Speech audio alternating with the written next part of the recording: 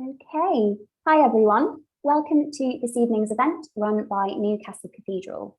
We are really pleased that you could all join us this evening for this online panel discussion titled Turning a Dream into Reality, which is about the Cathedral's monumental regeneration project. My name is Danny and I'll be here to support you during the event today. If you're having any technical troubles during the event, you can message me privately in the chat box. To do that, you just click on the chat button at the bottom of your screen, select Danny, Stage Manager, in the To field, and your message will come direct to me. So before I introduce you to our host for this evening, there are just a couple of housekeeping points that I'd like to run through. So I'm sure that some of you are really used to online events by now over the past year, but we'll be keeping an eye on the chat. So if there's anything you need or if you have any questions, you can send me a message there privately, or you can send a message that everyone can see. I've muted everyone just when you've come into the room, just for the start of the session, but please do feel free to put your virtual hand up and unmute yourselves if you'd like to speak or ask a question, just as if we were in a room together in person. To put your hand up on this Zoom event, you click on the reactions button at the bottom of your screen, where you can then find a button that should say raise hand. So if you click that, we'll know that you have a question and we will invite you to unmute yourself when it's your turn to speak, and then you can lower your virtual hand. You are really welcome to switch your videos on and to keep them on throughout the event. I see quite a few people have their videos on already, and it's really lovely to see some faces today, so that is brilliant. Just do remember that if you keep your video on, it is on and we can all see you, so just do keep that in mind. There will be talks from 3 speakers this evening, and after our 3 speakers have given their presentations, there will be a Q&A, so you'll have an opportunity to ask questions. So do note down any questions that you have during the talks, and you'll have the opportunity to ask those towards the end. And you can also pop your questions in the chat as we go along as well, as we'll be keeping an eye on that. We are also recording the event today, and we'll be sharing the recording on the Cathedral's YouTube channel afterwards. So if you would prefer not to appear on the recording, then you can just switch your video off and that will make sure that you don't appear. And that is all of our housekeeping notes for the event today. So without further ado, I'm really pleased to hand you over to Sarah Stewart, who is our host for the event this evening, so that Sarah can introduce herself and introduce you to our speakers today. So welcome, Sarah.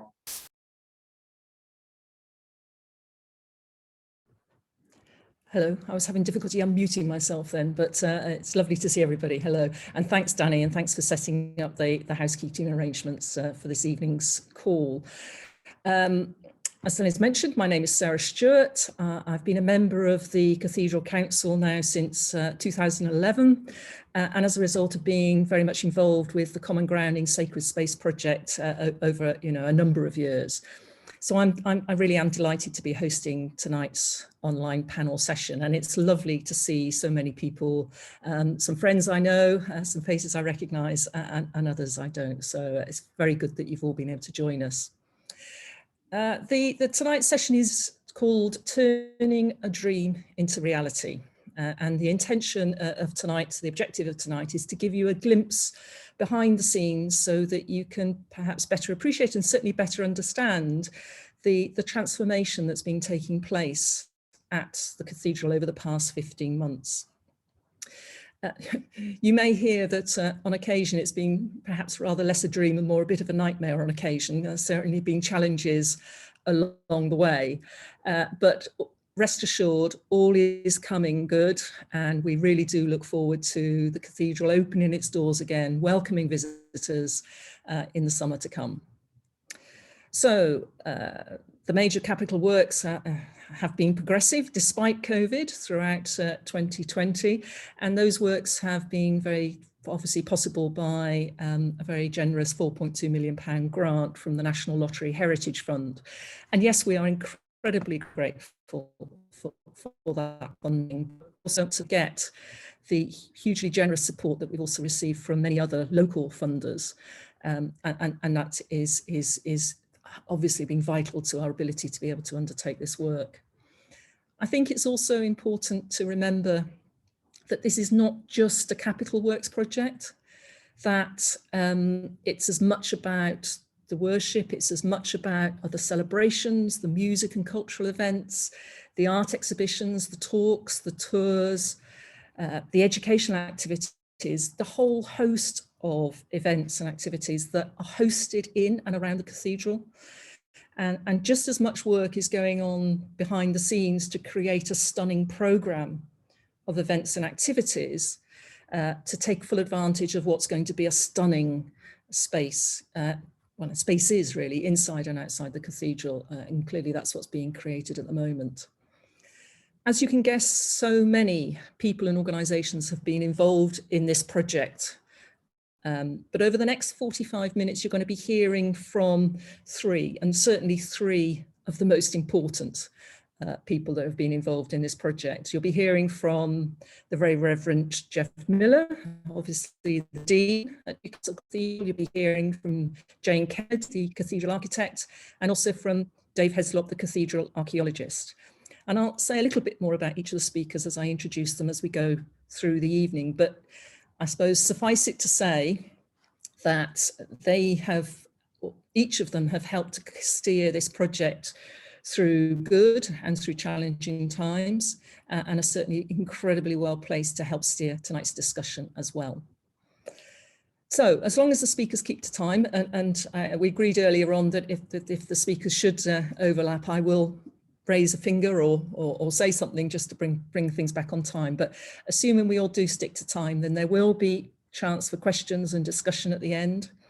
And during the talks, we'll also be sharing some slides, there'll be photographs, there's a video, and we're also going to be inviting you to participate in some polls, some quick fire questions that we'd be keen to just get your response to as we go through the evening. So perhaps just to get into the swing of it and to see how these polls work, I'm going to invite you now to answer an initial question about how often you visited the cathedral, and we're obviously talking about when the cathedral was open before last year's closing. So Danny, yes, you're going to share this poll now, and if you could just click on which of those four answers best represents your response,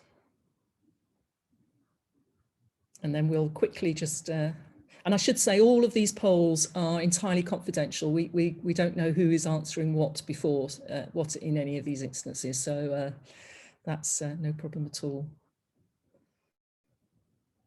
So I think we're nearly there. I'm probably one of the ones who hasn't voted, so I think that's probably about it. So actually, that's quite interesting. We've got a good spread of actually people who haven't visited before, and we'd look forward to welcoming you in the summer as first-time visitors, and then obviously others who have visited more regularly. So that gives us a good indication of the interest and who's on the call tonight. So thank you for that. As Danny also mentioned, please do either keep a record of the questions you'd like to ask. We will be inviting questions towards the end rather than during the session, just so that we try and keep things to time. And as Danny mentioned, either jot your question down in the chat box or raise your hand, or there will be an opportunity just to ask the questions when we get to the end as well. So I'm going to turn now to invite our first speaker and turn to Jeff in a moment or two. Just as a brief introduction, obviously Jeff has been at the cathedral as Dean since 2018. There has been has been involved with the cathedral for a lot longer than that. But I think it's important that whilst Jeff wasn't involved in the Common Ground in Sacred Space project from its inception, he's certainly being heavily involved on a daily basis, hourly basis, he would suggest, in its delivery. Tonight's talk is called Turning a Dream into Reality, and Jeff's going to talk about the nature of what that dream is, and particularly about how to enhance the cathedral's role as a spiritual space for Newcastle in the 21st century. And that's going to set the scene then for the two further debates and discussions we're going to be hearing later on. So Jeff, shortly over to you, but I think first off, we're just going to play a short video And this is the video that explains a little bit about what the cathedral means to some of the people who work there, and perhaps also invites the rest of us to think about what the cathedral means to us as well. So if we can play that video and then go straight to Jeff.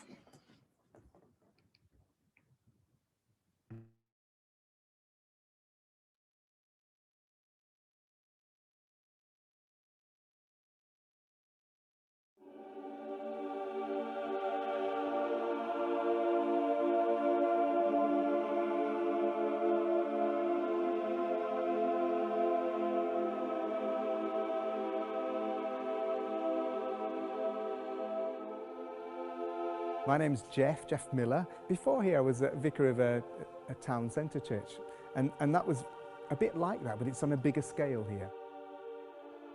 I think the future of the cathedral could be fantastic, really. Whether that's welcoming people to sleep here overnight because it was too cold and we had 50 people sleep, or whether it's about hosting major events and civic occasions, all of that just says to me this place is an open place, and we want to make you feel at home here because we feel at home here. I think there's something really special about ministering in a cathedral because we're a civic church for the city, which gives us the privilege of ministering to all sorts of different people, whether it's the homeless folk in the square outside or the Lord Lieutenant on a very posh occasion. I've only been here just over 2 years, but it feels to me as if the team that's here is just going from strength to strength. The music department is incredibly strong, and really the clergy team are fabulous to work with. And the lay staff who work in the offices are really very forward-looking, and there's never a dull moment. I think one of the most important things about the cathedral is that there's somebody there that people can come and talk to, because as well as our volunteer base being really diverse, our visitors are really diverse as well. Everything can stop because someone's in distress, or someone's in need, or someone just wants to talk. What's really good about the team is at their best, they see beyond that. This is a really exciting time to be part of Newcastle Cathedral. The Heritage Lottery project is enabling us to begin to create reality out of some of the dreams that we've had for a long time. We will continue to remember what's past but make it relevant to the future. The team have worked really, really hard to say, no, this is where it all began and this is where the heart of the city belongs, and they're bringing that city back and that heart back here and bringing people back into it, which I think is amazing. Community. Friendship. Moral support. Love. Vibrant. Indrukwekkend. Inspiring. Refuge. Majestuosa. Illuminating. Happiness. Sacred. Spiritual. Welcome. Challenging. My home.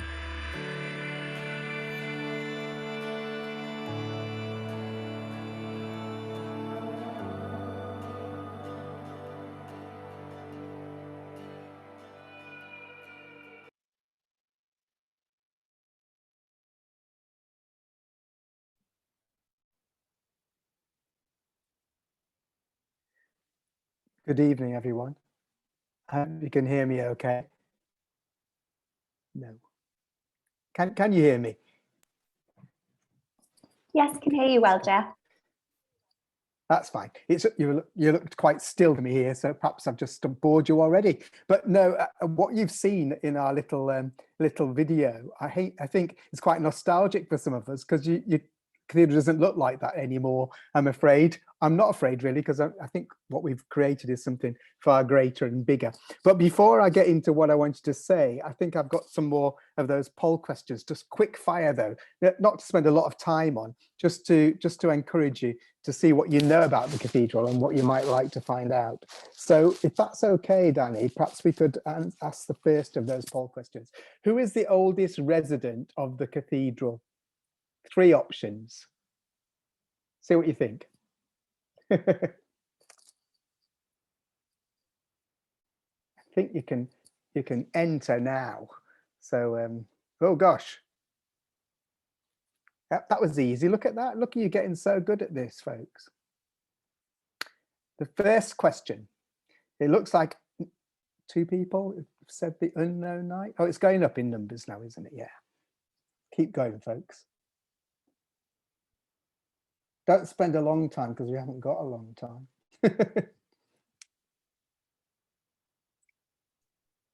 The submit button isn't highlighted on my screen.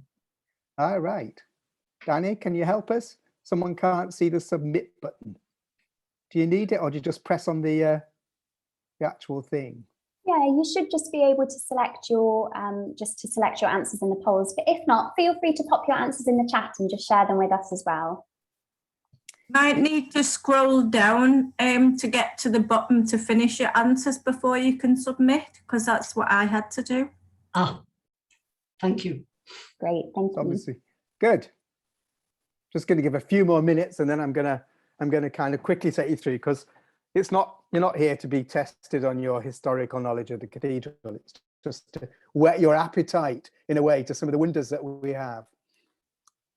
Well, the oldest person or oldest resident of our cathedral is the unknown knight, for those who didn't know. And he's been hidden away behind a stack of old chairs for so long that it's rather wonderful to see him move. You can see a little video we've prepared showing him being moved, where he's going to go into a new place in St. Margaret's Chapel, and you'll be able to walk around and have a good look at him and see if you can spot the angel and the so-called lion at his feet, which looks to me much more like a lamb, but you can tell me what you think when you come. The stained glass window, there's only one in the cathedral designed by a woman, and that's the Transfiguration. Actually, it's neither of those. It's not any of those windows. So there you go. It's a window that's by Caroline Townsend, and it's easily found. It's above the entrance to the hall and the refectory. And it's part of the Passion of Christ. How many ledger stones? I think it's 153, but our archaeologists will probably tell me I'm well out. But I get 153 in my head because that's how many fish Jesus got in the net in John's Gospel. And I keep thinking perhaps I've made a jump between the two, but I don't think I have. 153 ledger stones, of which I think around 90 are now visible and will be visible in the future in our display. And the others, which were less clear, are being buried under the floor again. And where in the cathedral will you find a mermaid and a green man? St. George's Chapel. It's the Surtees monument, which has them on. Betty Surtees, the daughter of Thomas Surtees, you know, she eloped famously. And you can go and see the window she climbed out of in the down near the quayside. But that's the story. At any rate, just a good starter for 10, and I think we can move on now into what I wanted to say. Though I clearly wasn't there at the time, let the listener understand the dream that we talk about, that's Newcastle Cathedral, began not in Newcastle, but in Salisbury. The Southerners get in everywhere, don't they, really? In 1091 or around about then. And now I've got some grimaces around, I'm sure, because the exact date is impossible to identify, but we can only go by a legend that Rufus the Red, William the Conqueror's son, he had a bishop, Bishop Osmond of Salisbury, who legend tells us, whether it's true or not, we won't find out, ordered a church to be built in the burgeoning far north town of Monkchester, the last port before wild Scotland. And next to the castle, he ordered that it be dedicated to the great St. Nicholas, patron saint of sailors, children, prostitutes, pawnbrokers, and Uncle Tom Cobley, and all. Whether this is true or just mere fanciful legend, it doesn't matter really. It's an interesting starting point to consider the history that infuses our church, which we want to call heritage. Not that the present building is the actual one that was built back then, of course, nor probably even its replacement. Architecture, materials, structures, along with wars, quite a few fires, have meant that the idea birthed by Osmond has evolved and morphed. The church has been destroyed, rebuilt, reimagined, transferred, navigating and adapting an ever-changing context, the expanding town and its world. It's dodged and dived fleeting fashions of theology and ecclesiology. Never mind the eruptions of the Reformation and dissolution of the agricultural, industrial and technology revolutions, civil war, sibling war with Scotland, wars across the empire, indeed at times across the entire known world. It's witnessed plagues, black, bubonic, the Jolly Rant, the Spanish flu, and now COVID-19, to name just a few. And through it all, and more besides, St. Nicholas, though always adapting, has endured and continued to grace the Newcastle landscape. It's become an iconic marker that beckons northeasterners home and offers light to visitors. True, those who've cared for it have done their best and sometimes their worst to place their mark on these sacred stones. And sometimes their acts, looking back, are more like vandalism than any improvement. I wonder, with not a little anxiety, how time will look back on what we're doing now. But whatever, St. Nicholas has more than endured, even in a disfigured state. Each broken down wall, opened up porch, positioned memorial ledger stone laid and relayed tells its own story. These are the stories of the people who've passed through the doors, crossed its lintels. These are the people who've made this town, this city, this region into what it is. They've placed their indelible marks and added to the genetic pool, fashioned just a small part of its identity.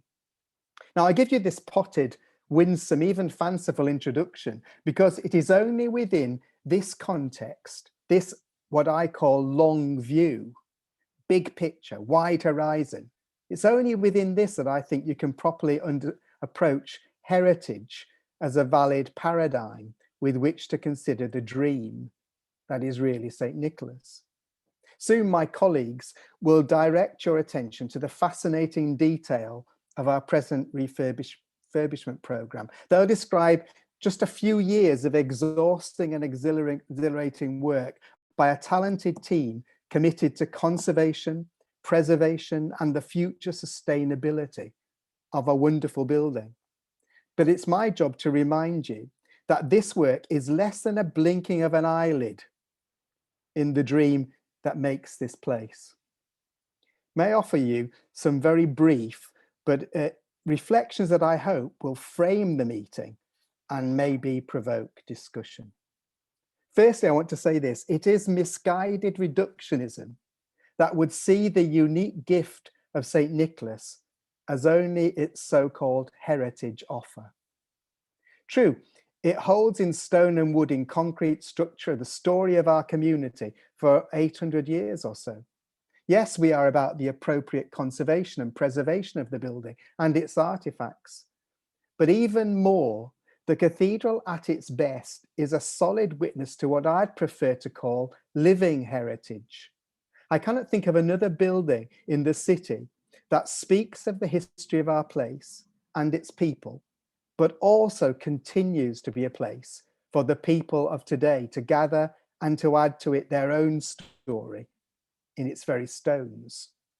And one day, I think we'll understand the adage that these are the good old days. Just you wait and see as we look back on all that we've been doing.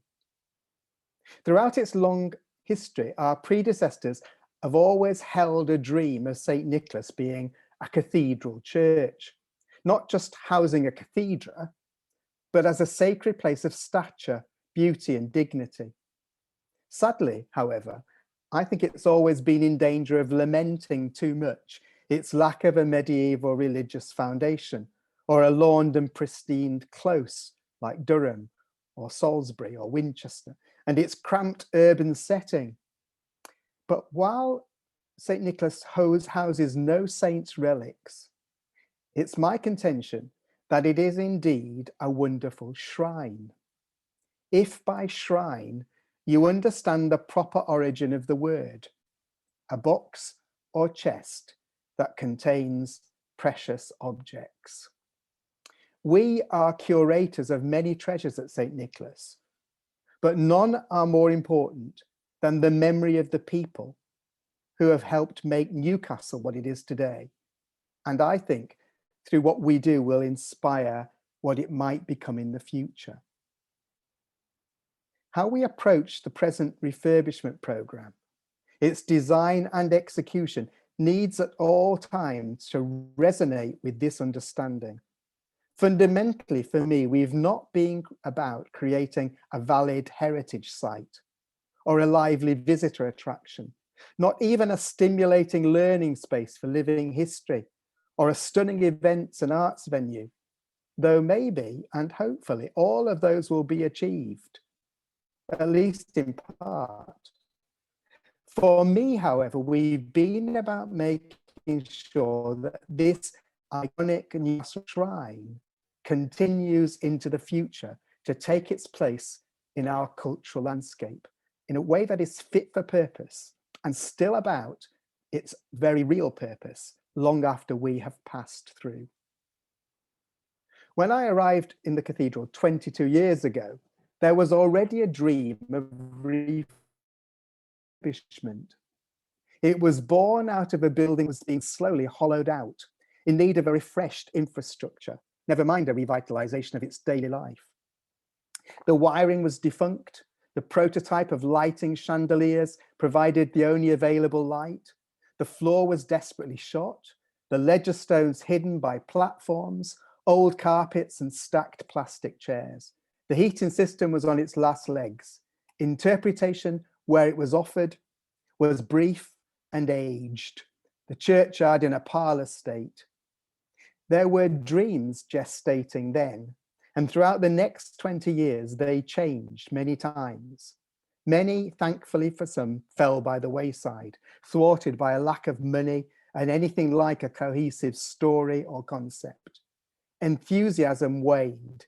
It seemed like an impasse was easily reached. Now, of course, that didn't ultimately mean that people didn't care then, or didn't try, or didn't have good ideas, or some, albeit partial, success. I remember one exciting scheme by Jane Kennedy's predecessor, getting as far as a worked up architect's model. And sadly, that idea slipped away, not least with the premature death of the architect himself. There were, of course, some breakthroughs. The arrival of the lottery to add to English heritage, a new source of funding, was one of those. Just as working alongside the castle and the Heart of the City partnership, finding funding for rewiring and a small interpretation screen illuminating stories became a real boon to us. It provided a signal of hope, a carrion call to the possibilities, but involvement and arduous application processes in some ways were tiresome, but in other ways helped us create and gestate new ideas. The learning that we had was simple and is pretty obvious, but we couldn't see it at the time. Perhaps all learning is like that. The first is this: projects like ours demand, in fact, they eat up time and tenacity.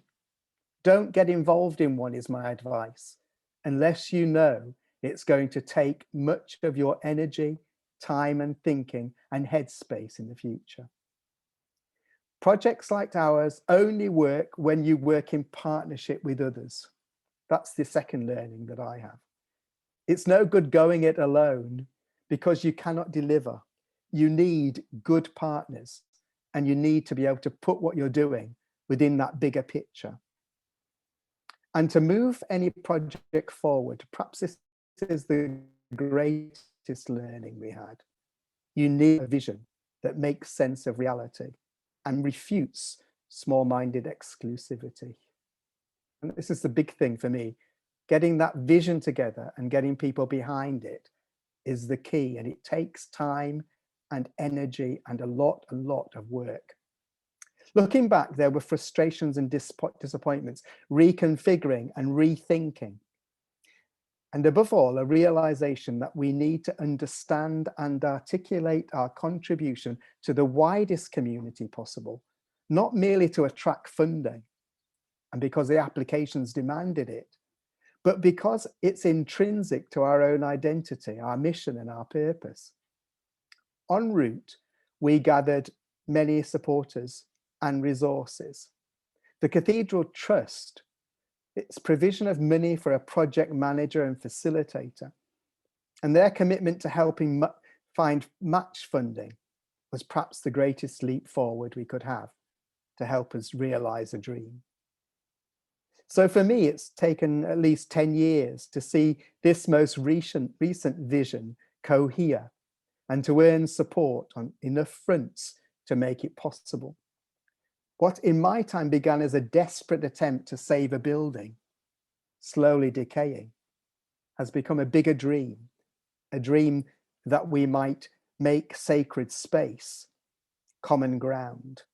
And so we now simply say, our dream is to seek to revive St. Nicholas' medieval role as a dynamic hub for worship, for learning and engagement within our vibrant city and to its diverse communities. Now, I've always been inspired by Victor Hugo's statement that there's nothing that can resist an idea whose time has come. Perhaps this time, our time had come.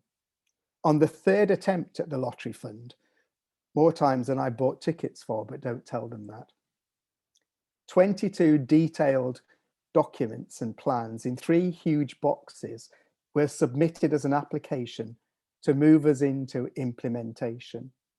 The Trust helped us find nearly £900,000 in match funding, and we moved from stage 1 to stage 2, from REBA 3 to REBA 4, from a small staff of to an expanding expertise of project manager and design team, interpretation consultants and landscape architects, marketing gurus to activity plans and volunteer coordinators, all new to us. The jubilation of receiving the grant was in reality very short-lived. Why? Because it was quickly squashed out by the sheer weight of the demands that we found placed upon us. Implementing a project, making the dream the reality, is actually no easy task. Sometimes I think we live in a state of what Alvin Toffler, the great scholar, called future shock. Monitoring, interviewing, commissioning, evaluating, Gantt charts, cash flow projections, programming preliminaries, change variation charts, risk registers, business plans, all that, as well as the storytelling and 1,000 other new skills and vocabulary fills our lives, none of which I learned at theological college, I can tell you, but we've had to get to know in life now. Signing off, client approval, permissions and deadlines constantly drive us, sometimes catching us on the hop and many times making us tear our hair out. Plans have to be constantly and quickly revised to meet changing situations, of which COVID, though a large one, was only one of them. Extra but vital and sensible integral plans suddenly become important and then need to be paid for. And they amount to £1.2 million extra on top of our initial capital works. Ensuring that we never lose sight of what post-capital works looks like, the operational challenges that await us, keeps us awake at night all the time. Jeff, just to say a couple more minutes. Yep, I'm very near the end. Brilliant. You'll be glad to hear. For us, the dream that we've had cannot and must never be pie in the sky. Instead, it has to be delivered, and delivered now, and delivered by us, no one else. And yet, turning our dream into reality is no easy task, certainly not in a year's lifespan or in a generation. A church or a cathedral must live for each time and generation, speaking and responding to its people and their ever-changing context, yet remaining faithful to its purpose and its calling. That is why it's crucial to me that when we talk about dream, as much as reality, we make sure we go back to understanding who and what we're for. Without the long-term vision, that of Osmond that began long ago, our contemporary part will feel a waste of time and kill us by exhaustion. Sometimes that even seems a possibility now. But without this struggle, we will not be the generation who did their bit to make St. Nicholas Church, Newcastle Cathedral, common ground in sacred space, not tomorrow, but now, not yesterday, but here and now, in our place, in our time. Thank you. Many thanks, Jeff.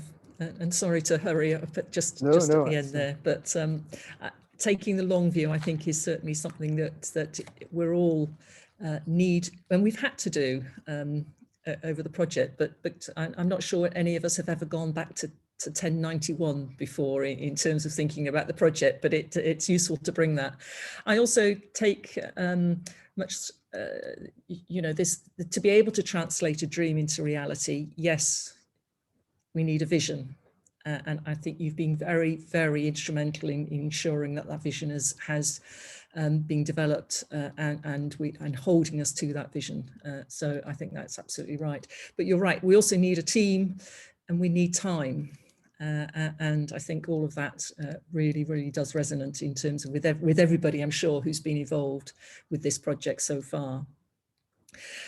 As I say, there will be time for questions and comments towards at the end. So do make any notes of anything that you'd like to ask Jeff as we go forward. But at this point, I'd just like to turn to Jane Kennedy.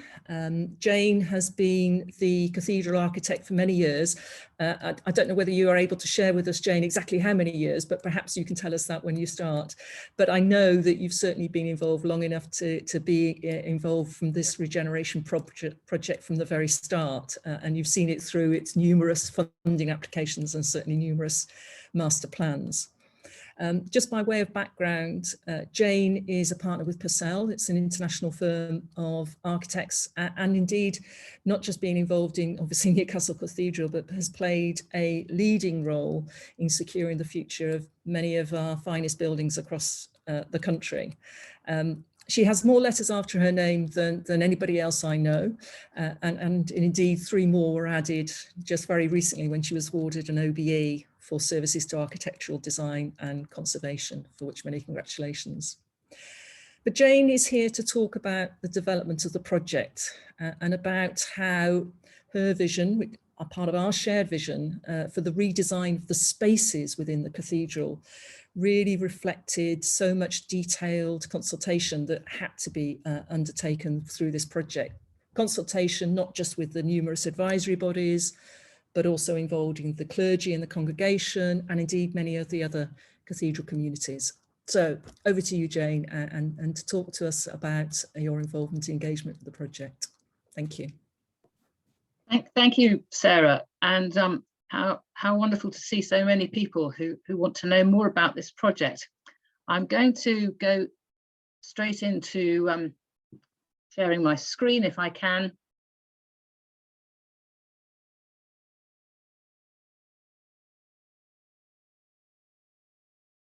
Is that okay? Can you see it? Yes, Good. that's great, Jane. Good. And indeed, I was appointed cathedral architect in 2006. So this has been a 15-year, not quite as long as Jeff, and certainly not going back to the foundation of the cathedral, but a very long time. And I guess about 10 years of working up schemes and getting approvals, and before there was really any chance of getting funding for it. And I think that's probably true of an awful lot of major projects. But what I thought I would do was just explain how we turned the vision of the chapter, the congregation and the wider groups into a proposal, and how we actually got permissions to do that, because what we're doing is pretty radical, both inside and outside the cathedral. And I think it's only been successful because it was so widely consulted and thought about.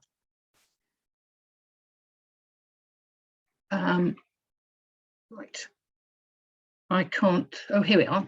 So in May 2009, we drew up a master plan. And this was something that had been consulted. We had a group of representatives of congregation, chapter, the wider groups, the Cathedral Council and Trust, met regularly with the aim of thinking everything we could possibly do for the cathedral and its surrounding, its churchyard, and indeed working with the wider community, including the Society of Antiquaries at the castle, the City Council, and neighbours, commercial neighbours and residents in the surrounding area, what became called the Old Newcastle, but is also the heart of the city. And I've just got a list, a few slides of everything that was on that master plan, and I've highlighted in grey what we've actually already achieved, surprisingly amount. There was, when I joined, there was a strange mound outside the north side of the cathedral. Queen Victoria was up on a podium, and you couldn't really see your way into the cathedral. And we managed with One North East to clear that and to create the wonderful square that's there now. One of the aims was to make the west end of the cathedral inviting and permeable, to draw more people in, and indeed to draw more people in from all sides. There was a redundant space at the east end of the cathedral. For those who know it, it was formed in about the 1930s, a platform, a steep drop, some car parking and some broken pavement, and not a very attractive area at all. The south churchyard, everyone could see it should be nice. It's on the south side and there were some trees, but it was badly maintained. It was not a pleasant space to be. And we could see there were lots of opportunities for improving it. The 42 to 44 Mosley Street Cathedral House came on the market, and we saw that was a wonderful opportunity, and by very generous gifts, the chapter bought that and were able to move their offices there. Jeff has mentioned the rewiring and lighting. We went through a period when the cathedral's electrics were not safe. We could only use a few plugs and some great floodlights before we managed to replace that. We created disabled access at the west end with opening doors, and we could see that if we adapted the north porch, took away the ramp there, we could create space around the Collingwood Memorial, a much more dignified space. The south porch wasn't open, there was a shop in it which was not used, and we've actually already removed that shop, reformed the south porch as it was, and made a welcoming entrance from the south. An early stage, we thought the flont could have flowing water. We highlighted the display boards, the notices and the clutter. We considered how the nave might be reordered, and we thought about the possibility of lime washing or plaster the walls, which would make it much lighter. There were differences of opinion about that. I still think it would have been a wonderful thing to do, but I was in the minority. We knew, I think, that we had to take out the pews in order to create a flexible space for worship, primarily, of course, and also for cultural events. And we thought that stacking benches and chairs would make that most flexible. We wanted to reorder St. Margaret's Chapel to make that a more welcoming use as a quiet place to be. We wanted to rehang the standards in the north aisle, which made the north aisle rather gloomy. We redecorated St. George's Chapel, and we improved the access there from the courtyard. We investigated the damp in the crypt, and we investigated it some more, and we dug it up and we tried to find out what the problem is, and we haven't really got very far at all until a couple of months ago, when we discovered that there was a leaking heating pipe in the courtyard nearby. And I very much hope that that might be the source, and that having replaced it, the crypt might begin to dry out. There was a strong view that the eastern end of the cathedral shouldn't really change, that the choir and the aisles should remain as they are, but we wanted a scheme that would draw visitors in and to provide better access to the disabled around the east end. And we have, of course, got a lift that's allowed us to do that. A review and a reordering of the eastern chapels, spaces that have, I would say, a limited meaning at the moment, is the next project that I hope the cathedral will do, because we haven't included the east end in our present contract. We knew we needed to improve access in the cathedral hall for the disabled, and of course we got a lift in. We knew we wanted to relocate the shop, and that we could make a lot more use of the cathedral hall, that we should take the cathedral offices out of the hall, which we've done.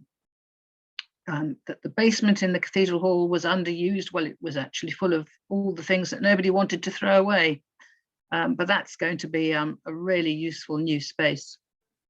And we wanted to provide teaching spaces for schools and adults and facilities for street pastors. And all of that was achieved in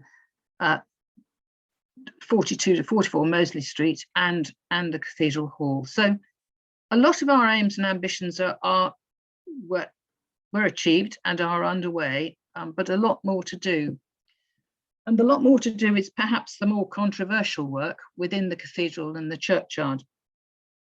And in order to consider such radical changes in the cathedral, we needed to understand how it had developed, some of the recent events. And although there's a tendency to think it's all been like that forever, that's not actually true. This is a drawing that George Gilbert Scott did in the 19th century, showing how the cathedral could be pewed. And you can see that there are pews absolutely everywhere, including in St. George's Chapel and the choir aisles. And in the 19th century, they wanted to create as many spaces as possible to get as many people in, really to sit and listen to the services. And at the same time in the 19th century, in order to do that, the floors were all altered and levelled.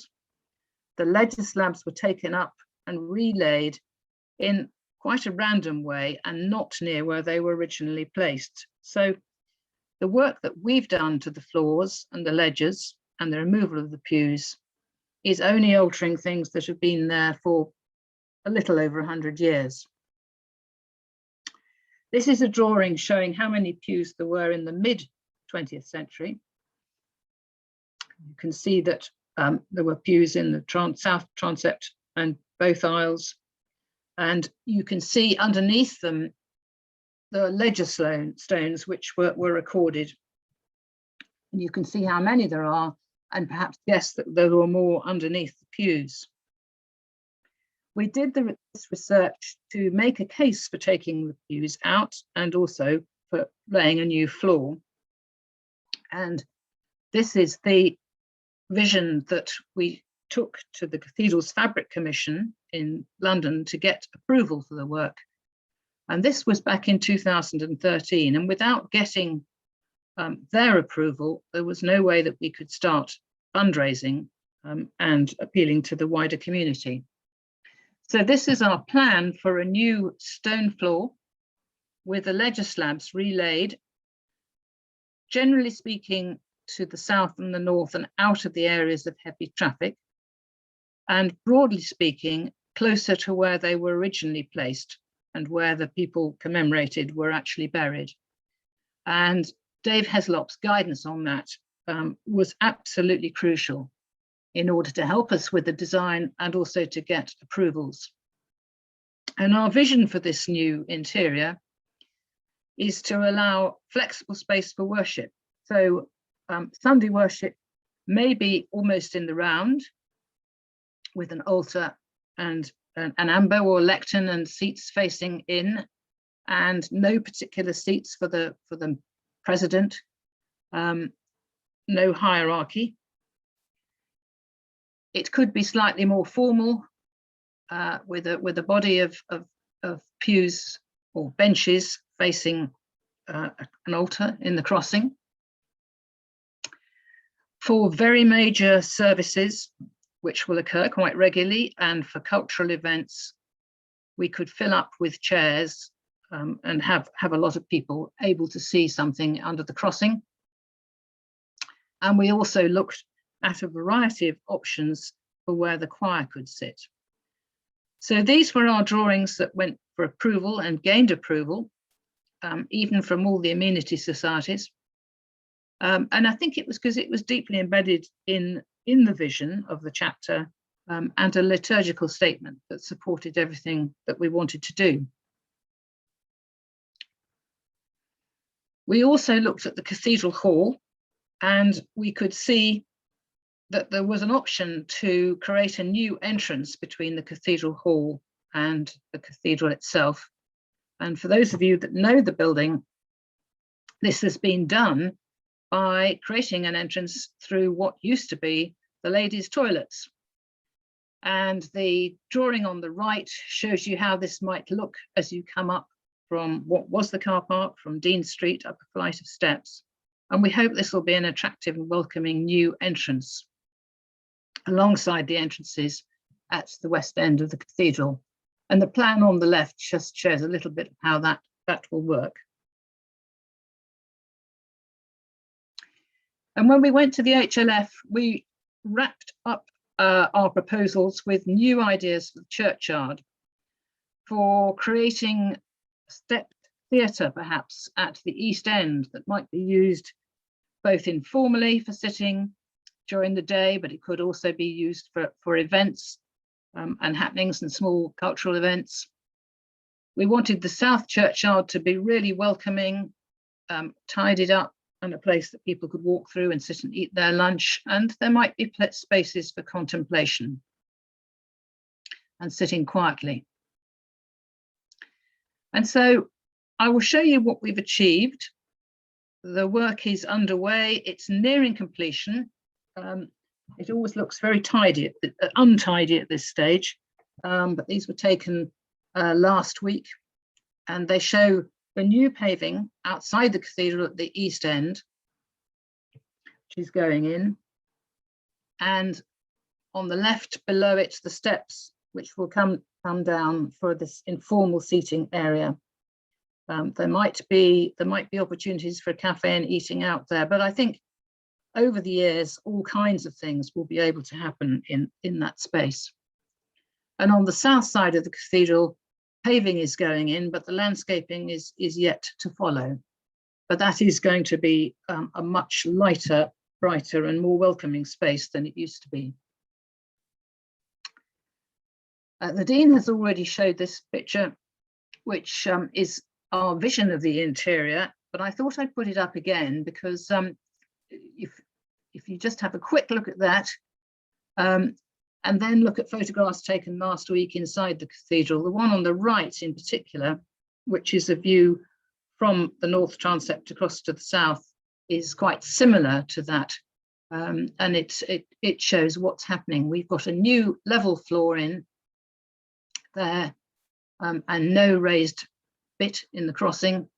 And the left-hand picture is a view from the West Tower towards the crossing, and you can see that the eastern half of the cathedral is protected by polythene on screens. So those new floors are almost complete. Jane, just to say, sorry, Jane, just to say a couple more minutes. Yep, absolutely. Yep. Right. The ledger stones are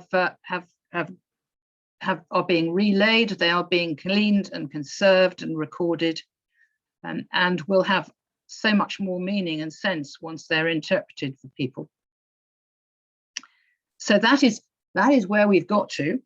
It is getting very exciting. It will be a few more months before the cathedral is fully open, but I think it's going to be a really wonderful and exciting experience to go into the transformed cathedral later this summer. So there we are. Thank you. Thank you very much, Jane. And for those of you who haven't seen some of those images as yet, I'm sure you'll be captured by the excitement that we all feel in looking forward to seeing the transformation completed. I think it's also very helpful for Jane to remind us that, in fact, so much has already been delivered from that original master plan. There's been a lot of work that's been conducted over the years already. But I think it is fair to say, as Jane mentions, that the really radical shifts both inside and out are what's coming to fruition at the moment. So thank you, Jane, for all of that. I'd like to now move on to introduce our final speaker, which is Dave Heslop. Now, Dave is a specialist in church archaeology. He is the cathedral archaeologist both here at Newcastle, but also in Carlisle. And like Jane, Dave's been involved with the cathedral over many years, not just in terms of his current role, but I think previously in your time as Tyne and Wear County Archaeologist and also as Monuments Manager at Newcastle City Council. So you've seen it over many years.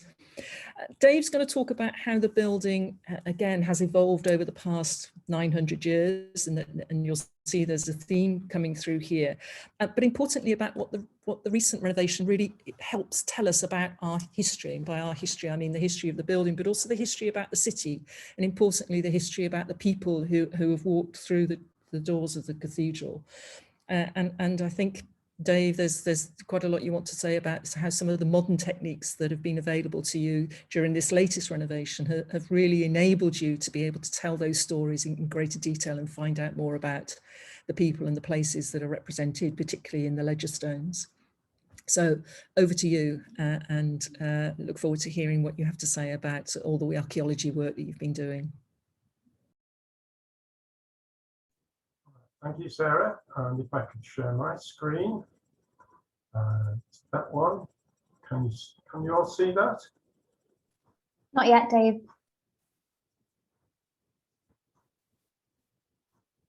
Has that worked? Yeah, there we go. All right.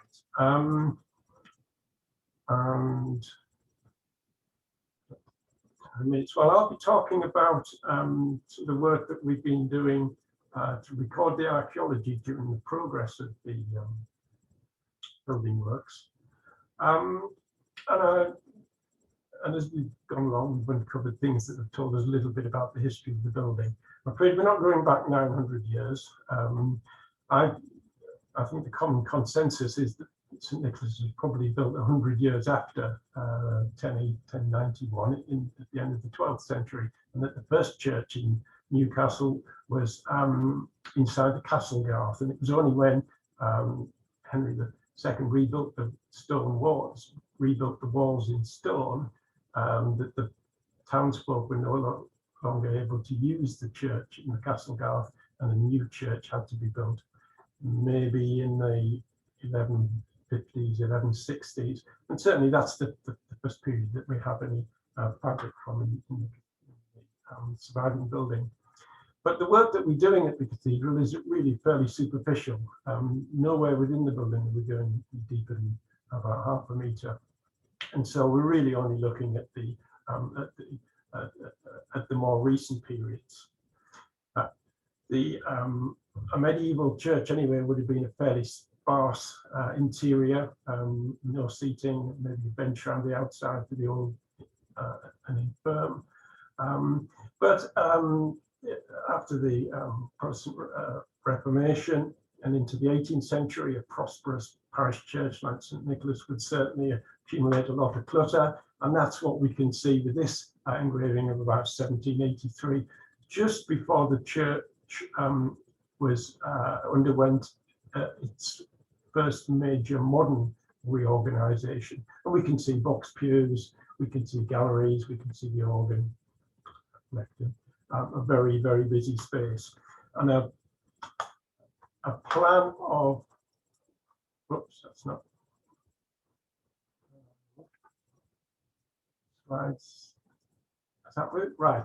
There's a plan of 1769 by Charles Hutton shows the building at that time, just before that reorganization, and we can see that the floor outside the box pews is completely covered in burial plots, and this was a major source of revenue for the church, the selling of freehold burial plots within the building.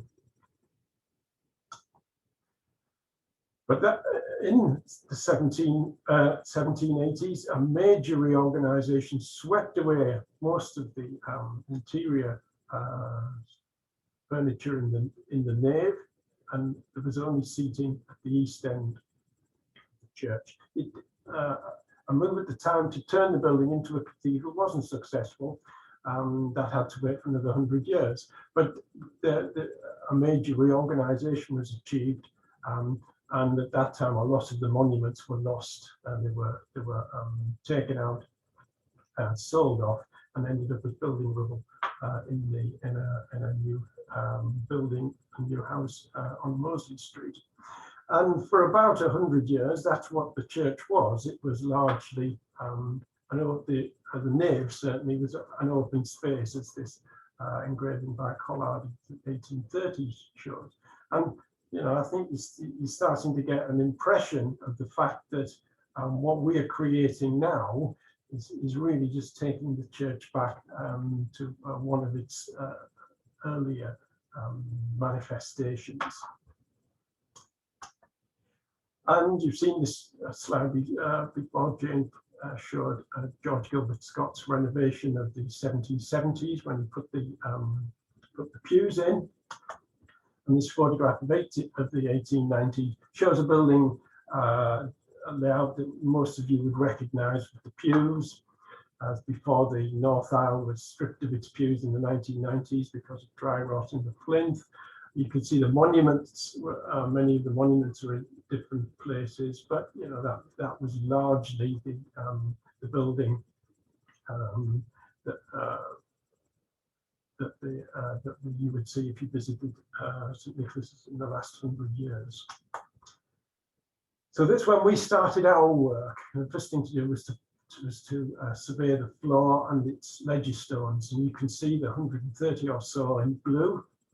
And this stone by stone plan of the flooring of the 1870s renovation by George Gilbert Scott, 100 years old, and it should, the red areas are areas of damage, and it shows how the floor and the paving was in really poor condition and really in very urgent need of attention. And so our work has stripped back all of the Victorian additions or introductions into the space, and this is what the floor looks like after the removal of the box pews at the end of February in 2020. And you can see that George Gilbert Scott had a plan which had a major access along the central area where he placed a number of the best legistones. We'll see a couple of those later on. And the rest of the floor was also covered in legistones, but they weren't immediately apparent in large areas because they were covered in plaster. And this has been a big problem for us as we've been doing our recording, because as I said, there's a skin of plaster over the legistones. So the next stage then is to start lifting the floor, and we've started to uncover evidence of earlier activity beneath the floor. These are the massive foundations at the west end to stop problems with the tower sliding down the hill. And this has been a problem for the last couple of 100 years, and there have been a number of major interventions. Dobson, by Scott himself, by Hicks, and these massive foundations were added probably in the late Victorian period to assist with that. And if you don't think that's a problem, have a look at the font before it was moved, and you can see in the last 250 years how the cover of the font, which is attached to the roof of the tower, has slid sideways from the base of the font, and that was what spurred the foundations work, particularly in the 1930s by Hicks, who put 12 feet of concrete under the West Tower, and we believe that now that's stopped that problem. Elsewhere under the floor, we found other interesting detail of the internal arrangement. This is the crossing area, and just under the floor, we found the pier bases of the very grand gallery that was positioned right at the heart of the four arms of the church. And what we're looking at here are these four column bases. And also there's an area of brick walling there in between the main towers. looking at the 1783 plan, that's in this area. And we can see from this view that the foundations of this private good quality or high status box pew has had a large amount of ash and coal in the foundations, and it looks as though that the gallery was kept warm by a brazier or a small fire that was lit in the winter. So these, after the removal of the pews, these are the new ledger stones that have been uncovered. We think there are about, have I got figures on that? Yes, 64 new ledgers, 25 retained, 39 have had to be reburied. So you can see that again, like the rest of the building in the 18th century, the central area was largely covered in ledger stones. But as Jane said, these have been placed there in the 1870s and are not in their original locations. So the recording of this has been of these extra stones has been a major task for the as part of the archaeological work. The principal record of the churches is now by three-dimensional laser scanning, and we're highly indebted to Newcastle University for allowing us to use their extremely expensive scanning equipment. What this is a laser scanner that fires 12 cameras at the object, and the software makes those signals into a 3D object. Just to give you a flavour of what kind of a record that can make, this is one of the stones just behind the students there. It's a red limestone ledger stone of 1692. And you can see it's very heavily worn. But because it's a 3D record, record, we can add lighting to it. And because there's a digital surface to that model, we can strip away all the color, and that enables us to see in great detail the sub-millimeter surface of the monument without the distractions of all the surface color, etc. And so we can see in this monument, for example, there's a number of fossil pits which have damaged the surface. These can be recognized by a geologist as a specific type of fossil. They're called orthocones, and they give a fingerprint to that stone and shows that it came from quarries off the island off an island in the Baltic off the coast of Sweden called Åland. And you know from our documentary evidence research that Butler was a member of the Eastland Company, which was that organisation, the Royal Monopoly that traded in the Baltic. And what he seems to be doing here is he's advertising his commercial and business links with that part of the world by choosing a stone of that from that vicinity.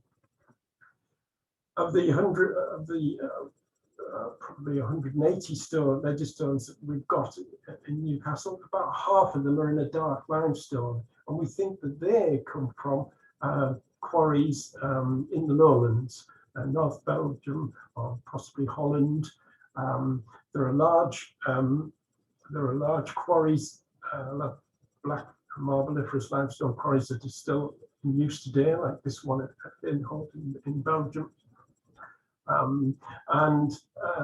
The current thinking is that the costs of transporting the stones was greatly reduced by using them as ballast in the return journey of the colliers that were selling coal from Tyneside. They needed to cross the North Sea. They needed a load of ballast, and rather than load sand or or other heavy objects transporting ledger stones. Each one can weigh between about 0.7 and maybe 2 tons for a big one.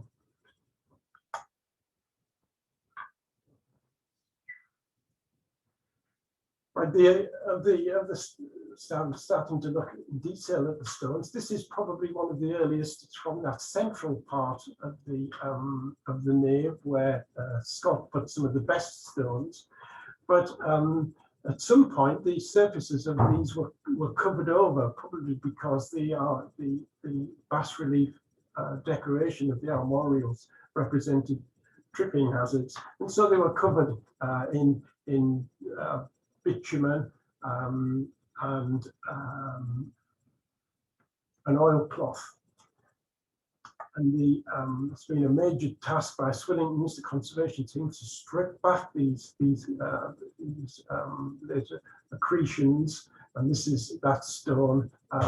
It's a memorial to the Stoke family under cleaning.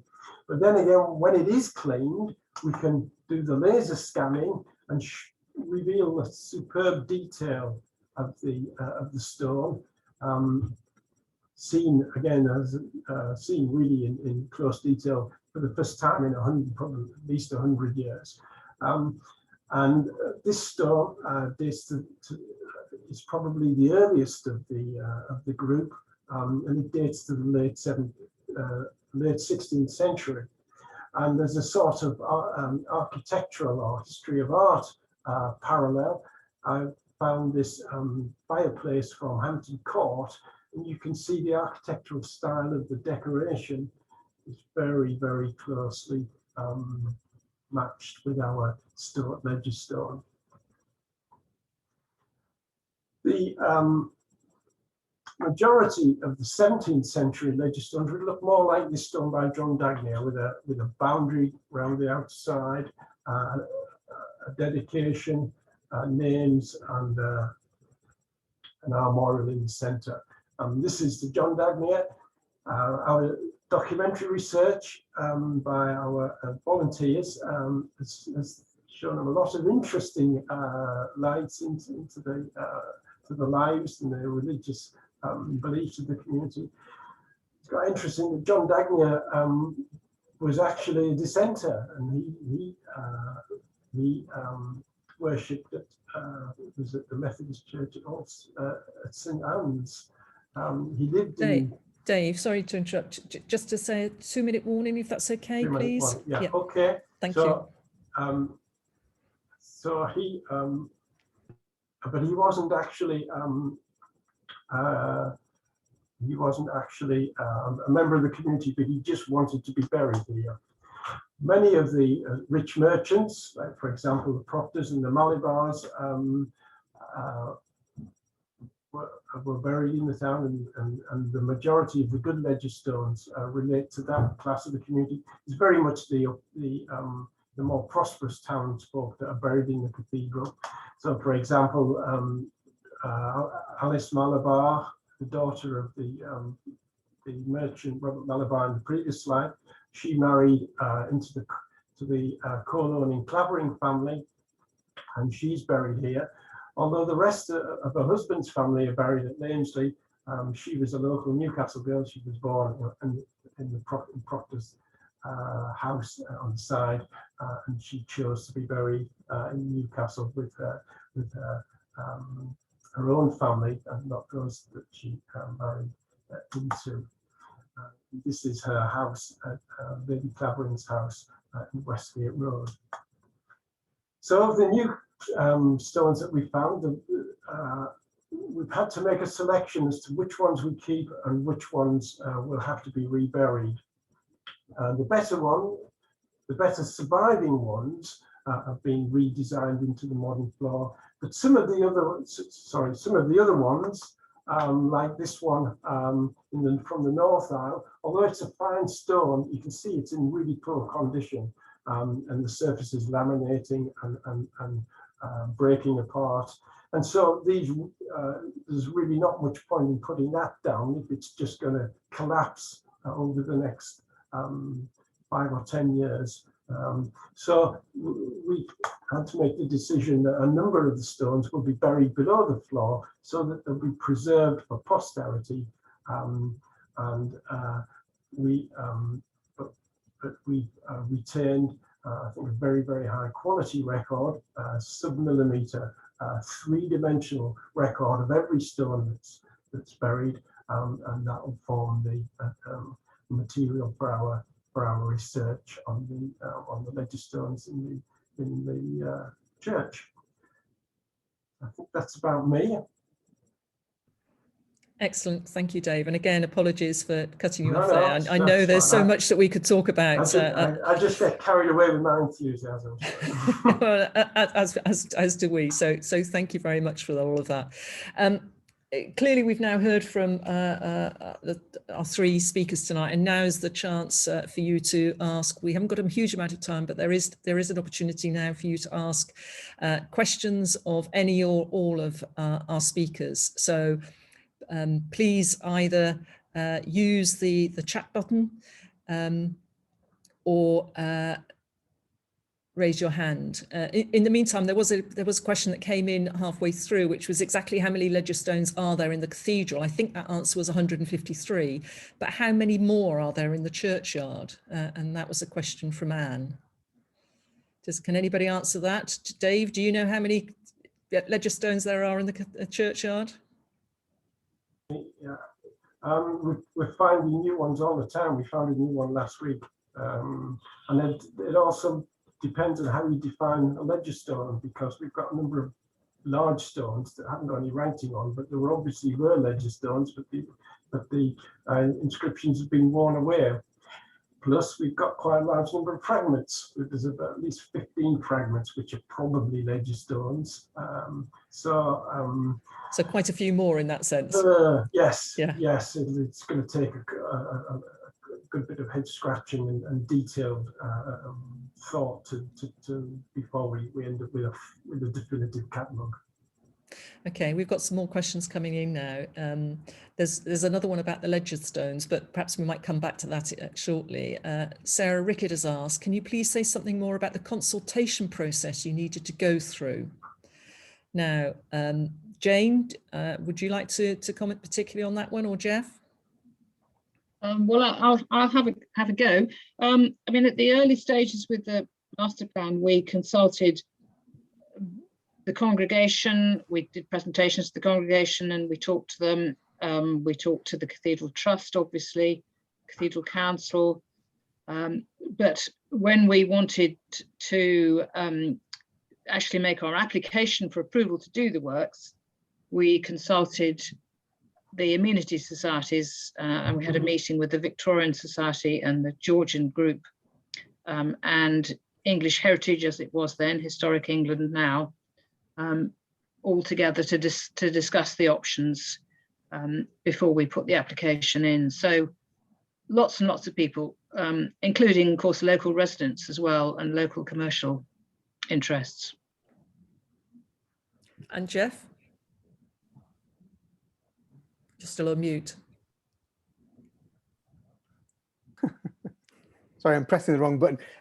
Yeah, we also did quite a few days where, in fact, quite a team went to the station, for instance, and did lots of consultations with people as they were walking past and talked about. We had some open days outside the cathedral where landscape designers were available to talk about things that we'd be doing. All of that was recorded.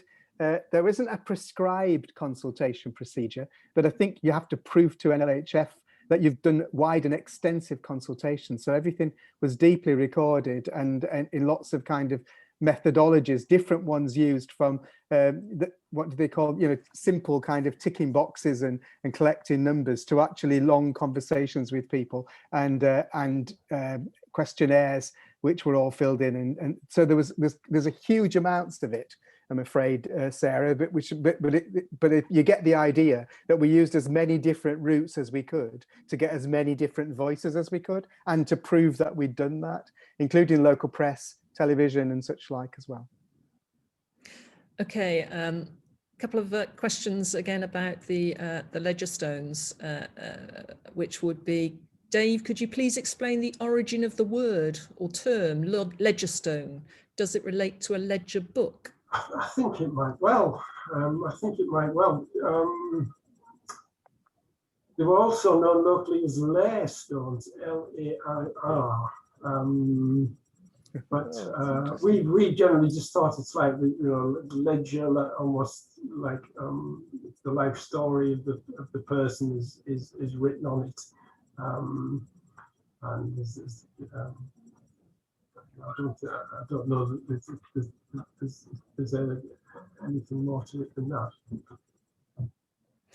And a couple of other quick ones for you, Dave. What's been the most exciting find for you during the project? Can you think of one thing? I think that stone memorial for me. I mean, it's fantastic. It's a beautiful bit of late Renaissance. Yeah, and you weren't aware of that beforehand. Yeah, no. Yeah, and I thought he was going to say the drain. Because there's only Dave who can get really excited about a drain, but he did, and it blew me over when he was trying to explain it to me as well, really, and why it was so exciting. But that's good. And why was it so exciting, Dave? Well, we found a drain under the floor of the cathedral hall, stone-built drain, right through where the medieval churchyard was. I think it's probably older than the medieval churchyard, so it's either going to be Norman or it could even be Roman. But the reason I haven't talked about it is because we're awaiting lab results from the Durham University to give us the information on the contents of the drain and possibly radiocarbon dating the age of it. So that's why I haven't really. So probably a work in progress, Jeff. But lots more opportunity for further talks of this nature, should people be interested in that sense. Halfway through the discussion, John Goddard asked, were the Victorians vandals in terms of what they did, and what will future generations think of us? And that really harks back to how Jeff started off his speech. Is it, you know, will future generations think of us as vandals or regenerators? Do you want to comment on that further, John, at this stage? John Goddard? It was Jeff who used the word vandal, I think, actually. And so I was picking up on that and seeing some of the things that the Victorians did, which I obviously thought were improvements because they allowed more people to sit in the cathedral, but they did a lot of damage as well. So it's the whole notion, and this is highly subjective, I agree, but I just wondered what both the architects and the historians, Jane and Dave, thought about what the Victorians had done, what they're looking backwards, and then maybe Jeff could end up by saying something about looking forward. Okay. Well, when we approach things now, we say it's very important to understand the history of the building and to understand what's really important and what's less important. And it's all right to remove the less important things, very crudely. And I suppose our criticism of the Victorians would be that they didn't really go through that process, and they probably thought they were more important. I think it's fairly clear that everybody thinks that the previous age didn't do a very good job. And no doubt people will criticize us for what we've done. It's rather like bringing up children, you know, you can't get it right, can you? Dave. Yeah. Well, I've never been much of a tree hugger or lying down in front of bulldozers kind of archaeologist. The building is there to be used, and it has to be used by the community. And unless it has a use and a function, it's not going to survive. It will be pulled down and rebuilt. The Victorians have looked after the building and kept it in good shape. Obviously, they changed it to suit themselves. I haven't got a beef with that. That's interesting. Good answer. Thank you. Yes, thank you. Well, for me, I'd go back to my original things around vision and purpose and what is a cathedral for. It seems to me that that we should be judged by whether it continues to fulfill its function as a place of worship and container and inspiration for the people that it serves. And that will demand change, but it will also, I don't think the two are exclusive of each other. I don't think you don't have to look after the history and forget the future and forget the present and the future. Neither does forgetting the present and future mean you don't have to be interested in conservation and preservation. I think there's a fair balance to mark, and I think we're trying to choose the bits that we add and the bits that we expose and reveal and the bits that we keep. And so I think that's a really important route to take, really. Thank you. We are now sadly running out of time, and there were just a few other polls we wanted to ask you to very quickly answer before we all say goodbye. I'm aware that there are a couple of other questions that we haven't been able to answer at this stage, but I think we've been very pleased with the response that we've had. Obviously, lots more that could be said about all of this by our current speakers, but also by many other people that have been involved in the project.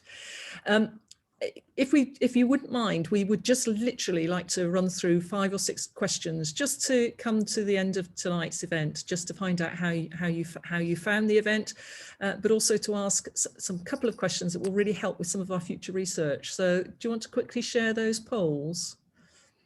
So this is one that I think Dave in particular would be very interested to find the results about. So we're planning to write a booklet on the Ledgerstone research. What would you be most interested to read about? And what we're asking for here is just one answer from each of you, if you could, with that, please. It's not going to be very helpful, Dave, if everybody comes out and says all 3, please. Well, that's why I didn't give them that option, you see. But if it comes out 33, well, you're getting a bit of a clear steer there. Then I'll know. But, yeah, you're getting a clear. Yeah, that's good. Okay, can we move on then to the next one? Thank you.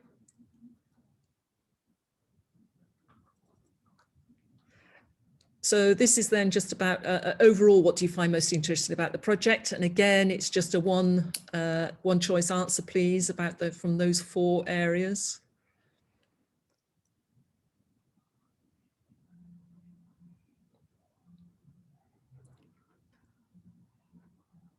Are you able to answer those ones? Can't see anybody actually is being able to put their answers in. Yeah, so there are 5 questions for this one. Right. So if people can just scroll down and add their answers to all of them, I think it will submit it once we've got them all in. Right, that's good, thank you.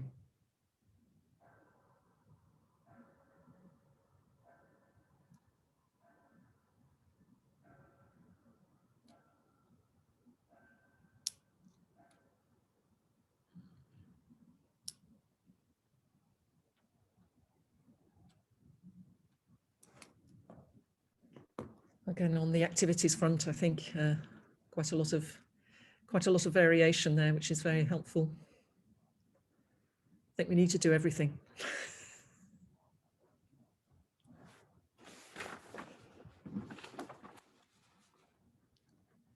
Almost there with those polls then, and just to say that we will be sharing the recording for that's been made of this for you to view again should you wish, and we will also be inviting you to submit a more detailed evaluation of tonight's event as well, and that will be mailed round again after the closure of today's event.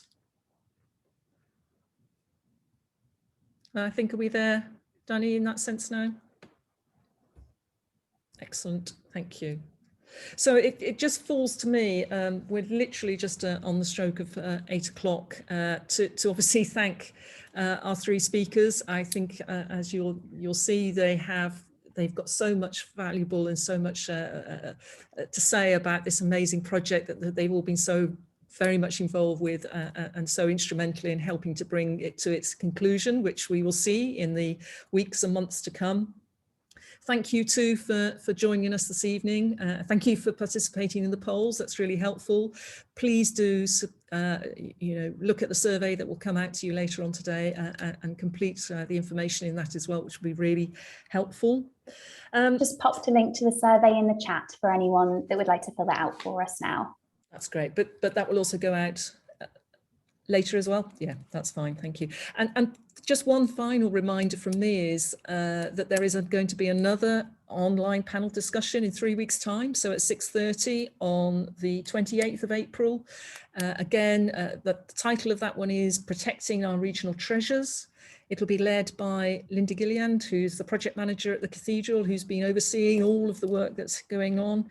And again, you'll have the opportunity to hear from some of our key partners who have been involved with the project, including the site foreman of HPR, who are actually the specialist contractors who are on site now delivering the project. So do tune into that.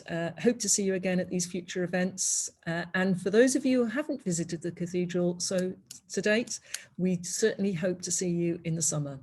So unless any of the speakers or Jeff, if there's anything else you'd like to add at this point? No, just thank you to everyone. It's been great to be with you. Absolutely. Thanks very much indeed. And good night. Thank you.